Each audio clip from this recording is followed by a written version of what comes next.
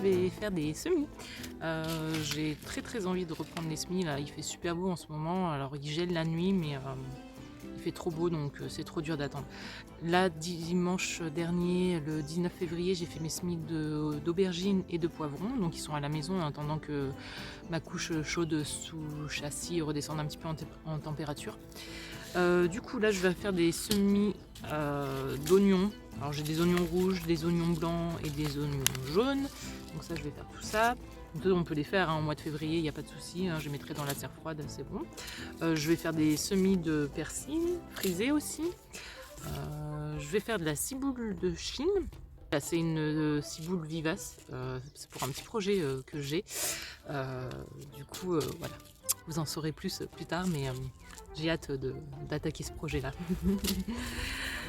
Ensuite, ah oui, j'ai pris ça, alors ça je le mettrai à l'intérieur. C'est des poires melons. Alors je sais pas si vous avez déjà goûté. Alors il y en a qui aiment, il y en a qui aiment pas. Moi je me rappelle que j'avais déjà goûté, j'avais bien des fruits qui sont parfois un peu fades, mais si on les laisse bien mûrir, c'est sympa, c'est pas extraordinaire, mais c'est original. Et puis voilà, j'avais envie de me faire un petit peu plaisir en achetant des choses que je fais pas d'habitude, donc je me suis pris un petit paquet de poires melons. J'ai pris aussi de la laitue à couper Señorita. Alors là, c'est une nouvelle variété. D'habitude, j'utilise toujours depuis des années, j'utilise la variété Rougette de Montpellier, qui va très bien. Mais j'avais envie de tester une nouvelle. Je crois que c'est une laitue frisée, si je me souviens bien, mais parce que j'avais hésité entre plusieurs. Rouge, parce que clairement, les limaces attaquent beaucoup moins les salades rouges ou avec des taches rouges. Et les frisées, elles sont encore moins attaquées que celles avec des feuilles lisses. Donc là, normalement, si c'est une rouge à feuilles frisées, c'est bon, elles devraient être tranquilles par rapport aux limaces. Enfin, elles peuvent toujours se faire grignoter un petit peu, mais honnêtement, il y a vraiment une grosse différence au niveau des attaques de limaces. Déjà, quand vous prenez une salade rouge, vous verrez vraiment la différence. Il faut essayer, faire une ligne de rouge, une ligne de verte, vous allez voir, c'est flagrant. Donc voilà, je vais tester celle-ci. Je crois qu'elle était un peu lente à la montaison, donc c'est pour ça aussi que j'avais choisi, parce que moi, avec mon sol ultra sableux, il faut des plantes qui supportent les stress hydriques, du coup. Je vais tester en petite quantité, parce que c'est pas trop l'époque, mais le chou pak choi, parce que j'ai des idées de recettes. Alors normalement c'est des cultures d'automne ça, le chou pak choi et chou cabu. Chou cabu d'habitude je fais pas de chou, à part les choux kale moi, parce que pareil à cause de mon sol qui est trop sableux et ça leur crée des stress hydriques très facilement, et donc ils montent souvent à graines avant que je puisse les récolter. Bon là en plus quoique le chou cabu, on peut le faire de mars à avril, donc ça c'est bon, mais celui-là c'est plus d'automne, le chou pak choi. Mais j'ai trop envie de tester une recette, et donc j'essaye, on verra, puis si ça monte à graines c'est pas très grave, je vais pas en faire beaucoup, je vais en faire une douzaine de semis, c'est tout, comme ça, s'il monte à graines, ça sera pas une grosse perte quoi. Donc voilà ce que je vais faire, je vais me faire aussi des petites fleurs pour le potager. Ça c'est des fleurs, je sais même pas le nom, c'est des petites graines que je récupère à droite et voilà, c'est déjà pas mal. J'ai des petits moutons qui sont juste devant, là je leur ai ouvert le parc. J'ai juste protégé les plantes aromatiques et médicinales. Et du coup, ils se familiarisent beaucoup. Là, je commence à presque toucher Pipin. Gandalf, il se rapproche bien aussi. Et donc, Pipin, c'est le petit noir et Gandalf, c'est le petit blanc. Et c'est marrant parce qu'ils sont vraiment familiers, ils sont très joueurs. En fait, ils font des parties, ils jouent avec les chiens. Ça se passe bien. Les chiens, bon, Oak, il sait qu'il n'a pas le droit de s'approcher. Donc du coup, comme Oak, c'est vraiment pas un chien rebelle, il s'approchera pas, parce que tant que je serai là, il s'approchera pas. Mais Floki, lui, il est très gentil avec, mais il a envie de jouer avec eux quand il joue. Alors j'hésite à le laisser faire, parce que j'ai peur qu'il les attrape quand même, parce que Floki fait 30 kilos, les moutons ils font 14 kilos, donc, donc voilà. Mais je pense que ça pourrait matcher, ils pourraient finir par jouer ensemble, si je laisse faire. Mais j'avoue, j'ai un peu tendance à le gronder quand il commence à y aller, parce que voilà, je sais pas, les limites, c'est un peu ce que je faisais au début avec les chatons, avec les chats. Les chatons, ils ont 1 an et demi maintenant. Mais voilà, c'est ce que je faisais avec les chats au début. Je le grondais un petit peu parce que il est un peu brusque et voilà. Mais c'est trop mignon quand je les vois jouer là. Je vais essayer de vous les filmer quand ils jouent, mais ils sont trop mignons. Ils sont trop choux. Là-bas, vous voyez pas, mais il y a l'assistant potiron tout là-bas. Je sais pas si j'arrive à vous le montrer, mais enfin, vous le voyez. Voilà, pour ceux qui me demandent des nouvelles de Cannelle, bah, elle va très bien. Tout à l'heure, elle arrêtait pas de jouer, elle faisait la folle.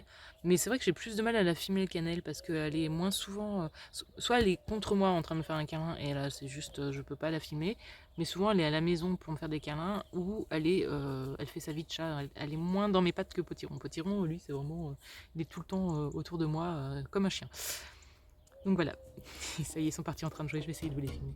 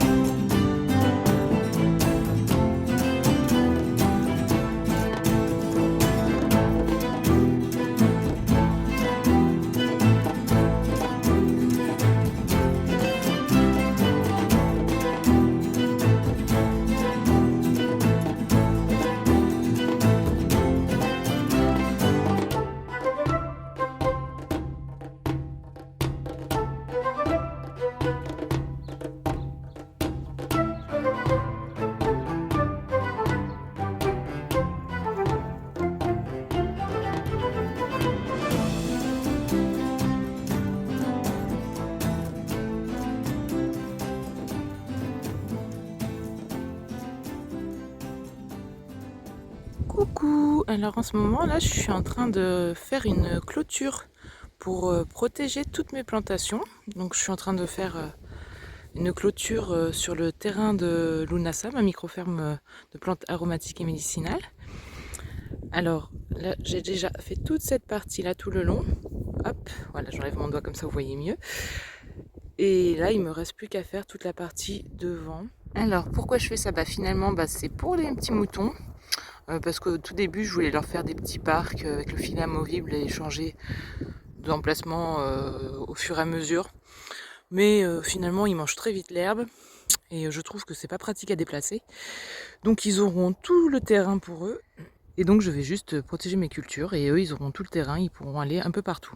Je pense que ce sera plus simple pour moi à gérer et puis pour eux, ce sera mieux, ils auront plus d'espace. Donc en ce moment, il fait un petit peu froid, mais on a un super beau soleil aujourd'hui. Donc je vais faire ça, en fait je récupère un maximum de vieux piquets que j'avais à droite à gauche. Bon le grillage, je suis obligée de l'acheter. Ou sinon je récupère des troncs d'acacia, puis je fais des piquets avec des troncs d'acacia. Et j'aurai 2 petits portillons à faire, un qui sera là pour accéder à la mare, pour pouvoir prendre de l'eau si j'en ai besoin. Ou juste pour pouvoir aller faire un petit tour vers la mare, j'aime bien. Et puis ensuite, donc hop, tout en haut, je vais refaire un deuxième portail. Là, ça sera pour pouvoir accéder du haut du terrain. Je vais faire 2 petits portillons, je vais voir avec quoi je vais les faire. J'ai une petite idée, j'aimerais bien faire un truc un petit peu sympa. Je vais voir si j'arrive à faire ça, sinon je les ferai en palette si j'arrive pas à faire comme je veux. Donc voilà, c'est parti.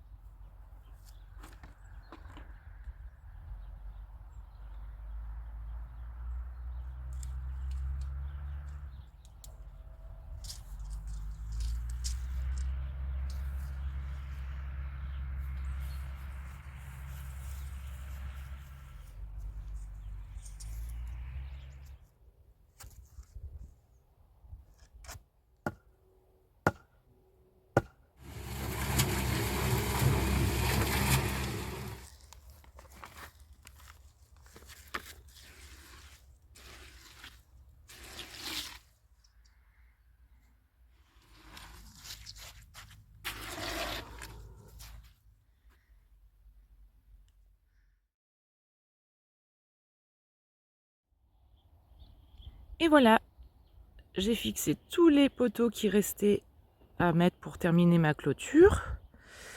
Donc je les ai scellés comme vous avez vu avec du mortier parce que les petits béliers ont tendance à se gratter les cornes contre les piquets. Et comme mon sol est très sableux, j'ai préféré les sceller, voilà, pour qu'ils évitent de les bouger en se frottant contre, pour que ça soit plus durable dans le temps. Là, il y a le haut du terrain, donc j'arriverai par là les matins quand je viendrai travailler.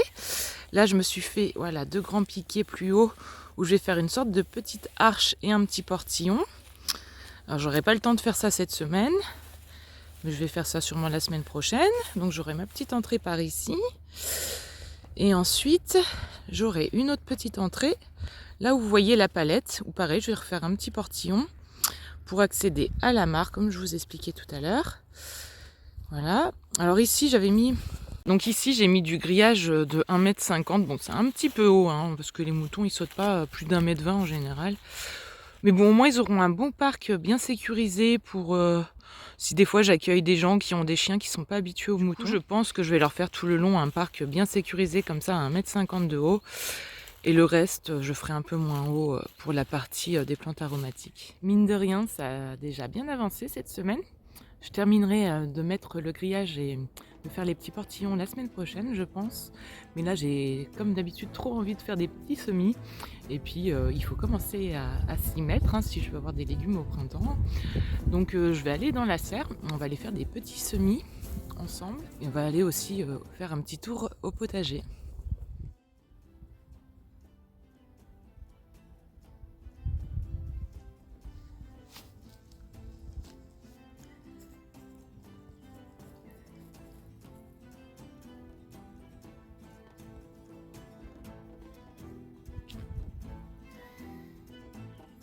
Donc avant de faire mes petits semis, là je vais sortir toutes mes petites boutures d'aromatiques et de médicinales qu'il y a sur les étagères du bas pour pouvoir dégager les zones là que j'ai fait en couche chaude pour pouvoir semer dessus directement. Là ça fait 15 jours que j'ai fait la couche chaude, la température doit commencer à baisser et donc je vais pouvoir semer directement dedans. Ce que je vais semer, ça sera des radis roses de Pâques. Repiquer quelques-unes de mes petites salades qui attendent patiemment mais qui commencent à être bien serrées dans cette petite caissette. Et je pense que je vais mettre aussi une ligne de petits pois au pied de la structure, comme ça ils pourront un petit peu grimper dessus. Donc voilà, il faut que je sorte toutes mes petites boutures d'aromatiques qui sont sur les étagères du bas. C'est parti, on y va.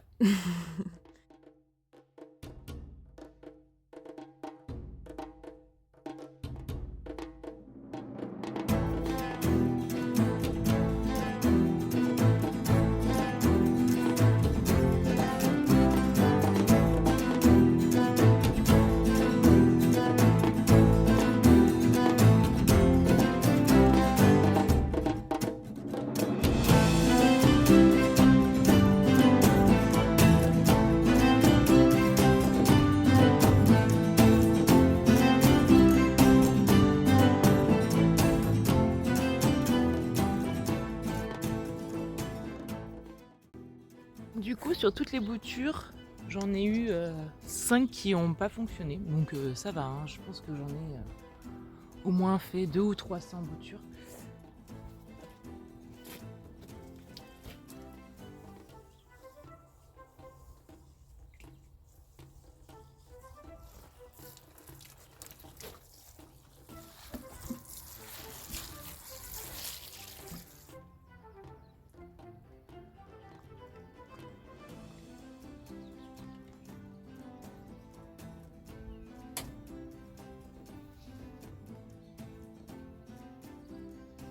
Maintenant que j'ai vidé toute ma serre, je vais semer des petits radis roses de Pâques. Donc ce sont des radis qui sont prêts en 5 semaines, qui sont assez gros et assez longs. Je préfère faire cela que les petits radis de 18 jours qu'on connaît habituellement. Je sais pas, je les aime bien, le fait qu'ils soient gros, j'apprécie ça. Ils sont pas piquants, ils sont croquants et juteux, donc j'aime beaucoup cette variété, je n'arrête pas d'en faire. Donc voilà, sous serre, on peut commencer à les faire, sinon c'est plutôt au mois d'avril hein, qui est conseillé de le faire en pleine terre. Mais bon, sous serre ça devrait aller. Et je vais me faire des petits pois, alors ça c'est un vieux paquet de graines que j'ai. Des petits pois nains écossais Carina qu'on m'avait donné. Je vais les faire voilà, sur la structure qu'on voit là sur le côté, au pied. Je vais repiquer mes petites salades rougettes de Montpellier qui sont... beaucoup trop serré hein, dedans.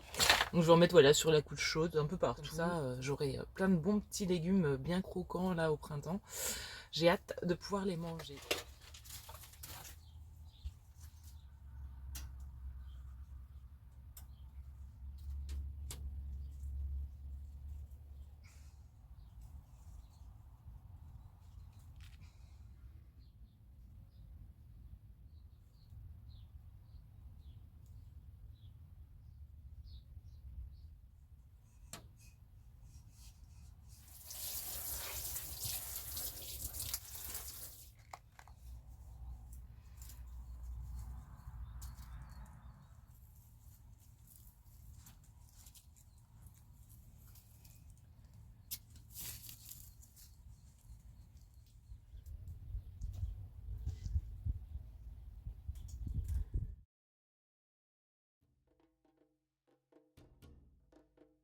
Maintenant, je vais aller semer aussi des petits pois en pleine terre. Je vais les mettre sur cette plate-bande et sur cette plate-bande-là, le long de la structure. Et j'ai été vérifier les petites fèves qu'on avait semées l'autre fois ensemble. Elles commencent à pointer le bout de leur nez. Alors, elles sont encore toutes petites, mais ça y est, elles commencent à sortir. Voilà, elles sont toutes petites, mais elles commencent à sortir, à montrer le bout de leur nez. Il y en a quelques-unes, voilà, ici. Bon, c'est vraiment le début. Les fèves, elles commencent tout juste à sortir. Mais c'est bien, c'est sur la bonne voie. Et pour ce qui est de l'ail qu'on a planté ensemble il y a quelques semaines, j'ai vu aussi qu'il y avait les premières pousses qui arrivaient. Voilà, ici, elles sont là. Les petites premières gousses ont commencé à germer. Donc c'est cool, hein. C'est vraiment le printemps qui arrive tout doucement là.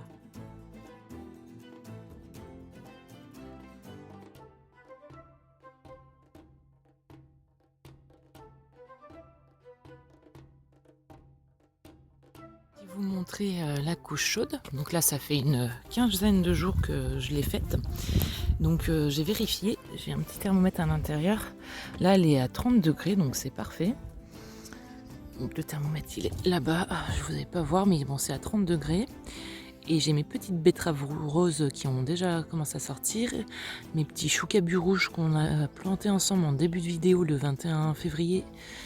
Commencent déjà à montrer leur bout de leur nez ici là, voilà, et les petits choux pak choi, ben ça y est, eux ils sortent bien, donc c'est cool. Il reste encore les laitues et les oignons qui sont pas encore sortis. On entend les oiseaux qui commencent à chanter, le printemps arrive à grands pas et ça fait vraiment très plaisir. Les gros loups qui prennent le soleil. Bon allez, je vais aller planter mes petits pois.